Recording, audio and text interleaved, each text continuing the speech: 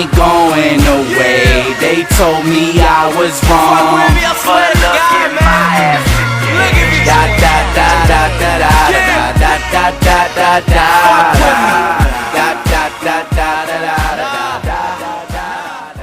Hey guys, what's going on? I'm Tim, he is AC. This is the 2011 debut edition of the NFL Final Score on the Cash Kelly and AC Sports Network. And we're going to basically on this show break down every single game that happened during the week and give our thoughts and talk about any huge stories that have happened. So we'll start with the Cardinals beating the Panthers. This is a game that really went right down to the wire. It was 28-21. Yep. I said Kevin Kolb was going to be the guy this year. He was going to break out, and it certainly looked promising in this first game. 309 yards for 2 touchdowns. I mean, he had a great game today. He had a wonderful game today. I mean, that was really good. I don't think a lot of people expected that, at least in his debut. I mean, I think as Eagles fans, we knew he was capable of it, but he just didn't have the offensive line. And you know, now that he has Larry Fitzgerald around, although he didn't really. Larry Fitzgerald didn't even have. He had like 39 yards or something like that. But my big thing for this game is Cam Newton. He came out 418 total yards. I think he had like 2 or 3 touchdowns, and he almost tied it up at the end. It was like 4th and 5 at the like 10-yard line. At the 10-yard line, and he tried. I think he tried for the end zone, and just couldn't convert. It was a sad ending to that game for me. That lost me a point in fantasy. Second game, our Eagles taking down the Rams. These are in no order, as you can tell. 31-13. The big thing in this game, LaShawn McCoy, Shady, and Michael Vick both go over 100 yards rushing. It wasn't pretty for the Eagles, but in the end, they won 31-13. Yeah. I mean, it was a really slow start. It was really sort of just a boring game to watch. It was nothing really dominant on either side of the ball, but the Eagles, you know, came out on top as they should have, beating a worse Rams team than them. The only thing that I have on this game is the Rams receivers looked awful. I mean everything. Once Steven Jackson went out of that, the Eagles' run defense looked terrible in this game. The air came out of the balloon when Steven Jackson came off the field. I mean, Cadillac Williams did some things, but it wasn't like that. And Sam Bradford looked pretty bad today. Eagles-wise, their offense, they need some work. Let's put it that way. Especially the offensive line. The linebackers looked bad in run defense and didn't get killed too badly because the Rams don't have an elite tight end.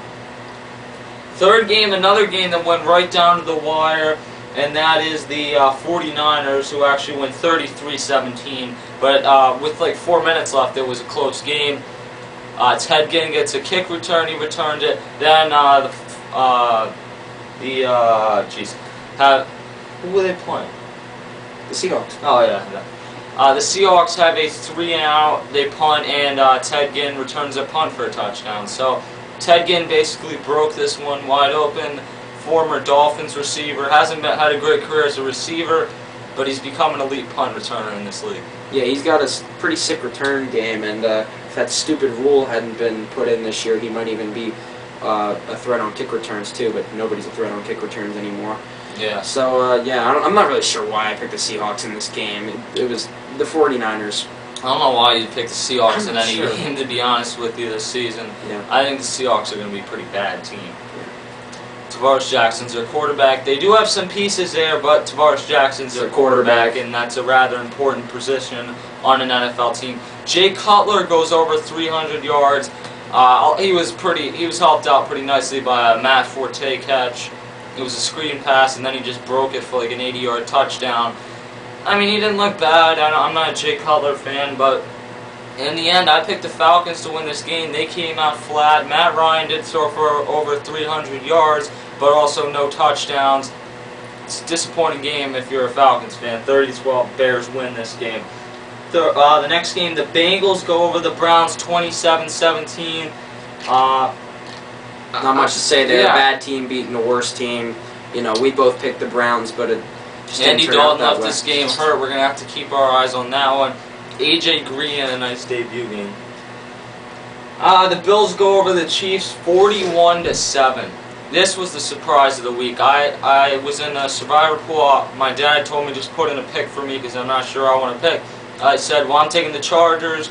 Chiefs. I'll pick a different team for you. I'll pick the Chiefs. No. And needless to say, he's out now. Yeah. Ryan Fitzpatrick, I said this guy had an underrated season last year. Today, I'm reading off a piece of paper. I wrote down 208 yards, 4 touchdowns. I mean, the Bills are going to be better than the Dolphins this year. How much is that saying? We'll have to see. Next game, Lions go over the Bucks 27-20. That isn't. It surprised me a little bit. I thought the Bucks would win this game, but a big performance out of Matt Stafford. Two teams that people are sleeping on. Matt Stafford looked really good in this game. Calvin Johnson doing what he normally does, catching 2 touchdown passes. The Lions look pretty good in this game. Yeah, I mean, that's basically it as far as that game. If Stafford can stay healthy, the Lions do have enough pieces there that they could at least push for a playoff spot. And Lord knows it's been a while since we've been able to say that. Next game, 16-14, Jags over the Titans. I wasn't even aware Luke McCown, I think it was starting. There wasn't anything real notable about this game. Kenny Britt had like 130 yards and 2 touchdowns, but they lost. I mean, the NFC South to me, or AFC South, just really is not a very good division. No, not anymore. Especially with the Colts down. The bloodbath, or at least what we thought would be the bloodbath, turned into just be a beatdown. Ravens 35-7. Joe Flacco has a huge game. Ray Rice goes over 100 yards. Ray Lewis has a pick. And the Steelers basically look like shit. Yeah, absolutely. I mean, Mendenhall could not get anything going on the ground. Ben Roethlisberger's game was shut down. Ravens defense did an excellent job, and their offense stepped up too. Now, I forgot to write down the exact score of the Texans and the Colts game. 34-7. Yeah, it was another beatdown in this case. I mean, I said Peyton Manning's one of the best quarterbacks of all time. He's the best in the game, and what he does, he makes him the most valuable player in the game. You take him off there. Kerry Collins took the Titans, who had some pieces around him, to a 13-3 team, or a year. Peyton Manning, what he's done with the Colts has been incredible because he hasn't had too many pieces in terms of if you just plug any quarterback in there, it could work. And now it's shown today. Peyton Manning is the Colts, and, you know, there's no... I mean, if Arion Foster was in that game for the Texans, you're talking about a 49-7 game. Yeah. That was ridiculous. That's an even more impressive thing. I think the Texans at this point are going to run away with that division. They should. They have no competition at this point. Now, the Chargers go over the Vikings 24-17. It was a 17-7 game. Chargers go on a run. Most notable thing about this game, Donovan McNabb, in his debut, throws for a whopping 39 yards. Whew. He put the team on his back there. I mean, I guess we were wrong in Philly, weren't we? It is a wonder that people still give Donovan McNabb the credit that he is getting. I mean, if anybody, Adrian Peterson was the one reason that the Vikings did not get completely blown out in this game, and their defense was pretty decent too to hold the Chargers to 24 points. But Phillip Rivers, he was contained for the most part. Yeah. But at the end of the game, he did enough for them to win. Yeah. Well, I mean, I predicted, I figured it would be more of a margin of victory for the Chargers, but at least they got the win. Yeah, so did I. I thought it'd be more of a blowout, actually. Yeah. Final game, Redskins 28, Giants 14. This is, like, unheard of. Rex Grossman had a good game. It wasn't just his team bailed him out like they did in Chicago for that whole year. Rex Grossman did it. 2 TDs, 305 yards. I'm at a loss for words at that. I don't know where that came from.